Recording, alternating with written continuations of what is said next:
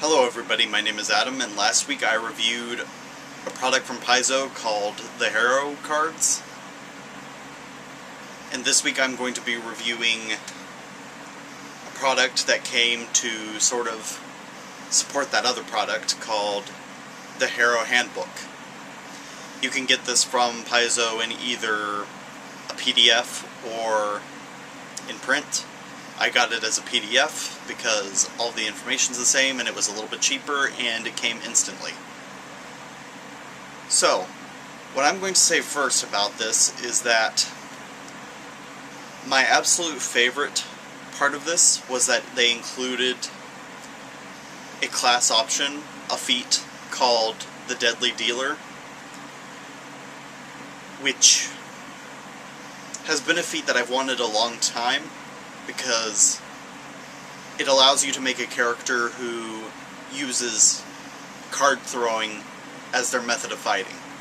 And I was thinking of recently making a character whose name is Nero, and his primary weapon is using fortune-telling cards as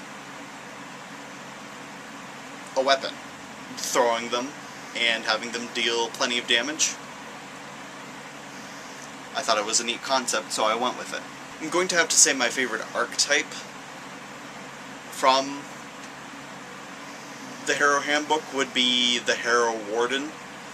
It's an archetype of the monk, and it really gives Varisians the opportunity to be monks, because I don't know about you, but I'm not that familiar with any monasteries near Varisia, and Varisian people don't seem all that keen to being ultra-scholarly for the sake of gaining enlightenment. But since the Harrow is tied so significantly to their culture, it gives more of a reason for Varisians to be monks. And they follow the way of the cards and mastering, reading the future, and showing how it's significant in the world. Now, I have an update from my last video, which is a major criticism. In this book they were explaining, I'm going to mention later, that they included some Harrow games in this one, and the Harrow games that they included in the handbook were very good, I think. But they also referred to a game called Towers, and I looked back. It mentioned that you could find the instructions for Towers in the deluxe Harrow card set, which is the one that I got. So I looked through this book, and I look all the way through it, and there is no mention of this game called Towers. So, since I can't find it anywhere in here, I look online.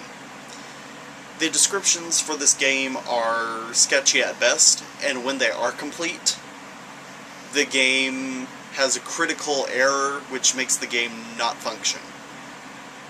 So, that is a harsh criticism that I have of Paizo for doing that.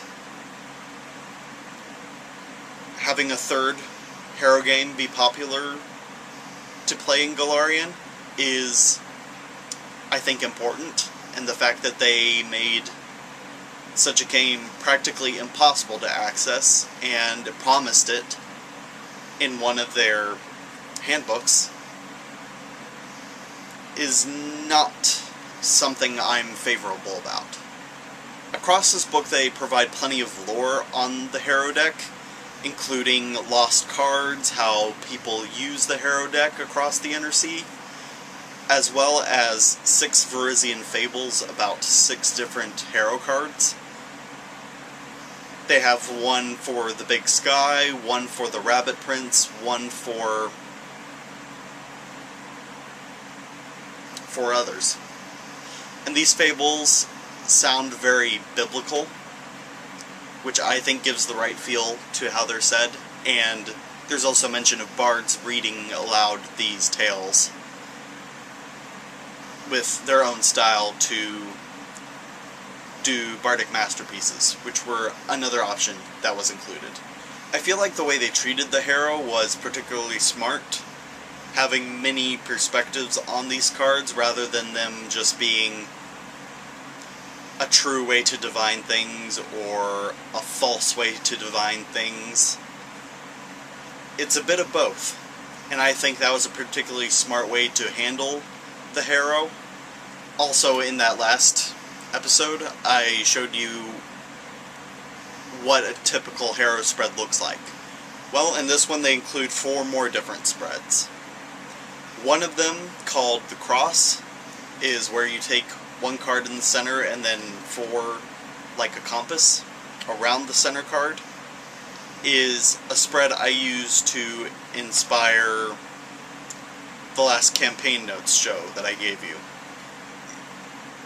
And I'm almost certain you could use it to inspire plots for your games and things like that. I'm going to talk about the other Harrow games that they included. They included one called Last Aslant and another one called Illusionist. Last Aslant is essentially Uno, and Illusionist is essentially BS. BS as in the game bullshit.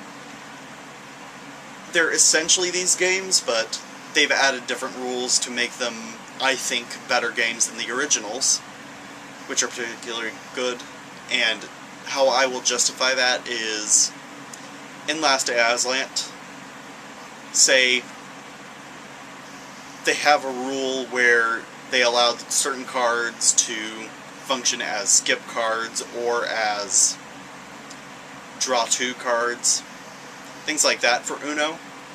And what they did instead of making certain cards function as those cards is they said if the alignment of the card is the opposite of the alignment of the card on the top of the stack, then the card functions that way, which I think is interesting because it means sometimes a draw 2 is a draw 2, whereas other times a draw 2 is just something you play on top of it with no other effect, and vice versa.